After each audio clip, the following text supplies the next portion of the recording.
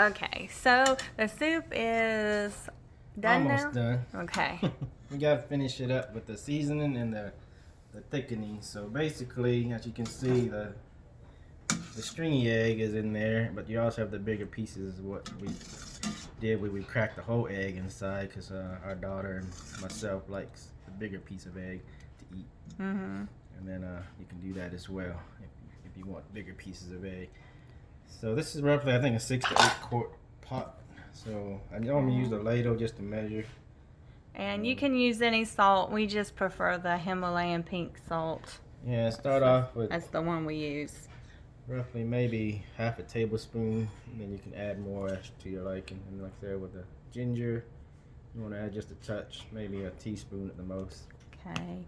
And that's the kind of ginger we use. Let me turn it around here. I mean, use whatever you have, people. You don't have to go out and buy the same ingredients that we're using.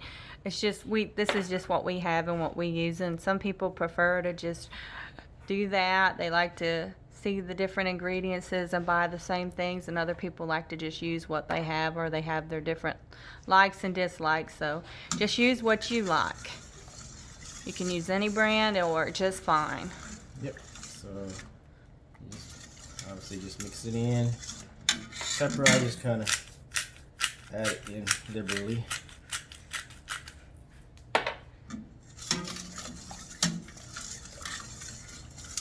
And normally that's enough to get it just salty enough and gingery enough. And there was a little bit of garlic powder we added to it as well, about the same amount as the ginger.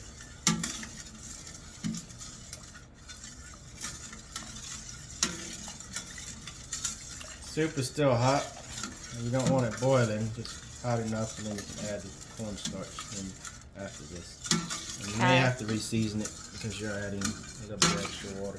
Okay, so right now, everyone, it's not been thickened up. This is just the liquidy version. We're fixing to add the cornstarch to thicken it up. Okay, so just Argo is normally a good brand. You can use, and it's gluten-free and non-GMO. A cup of water and about half a cup of cornstarch. Make sure you mix it in really good. And those of you who haven't used cornstarch for thickening, you don't want to add the cornstarch directly to your soup, or else you'll just have a clumpy mess. Right, it'll just turn clumpy, and that's not something you want. So you want to mix it in.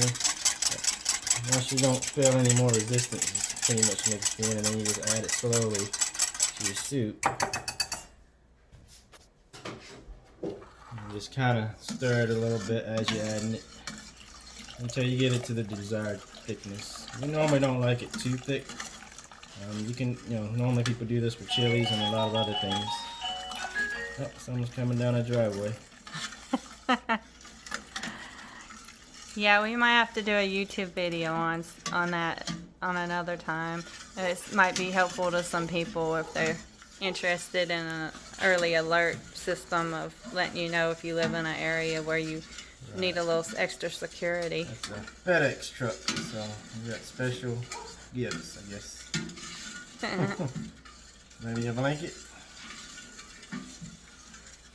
Alright, so this is about how thick we like it. Like I said, you normally can make it thicker or looser, or even you don't have to add any at all depending on your taste. Okay, that looks Chinese really good. restaurants normally do it a lot thicker. We normally don't. Okay. And that's pretty much it. And then you just taste the soup and just to make sure the seasoning is good. And once you're there, you can start eating. All right. Have a good day. And may you always have sunrise in your life.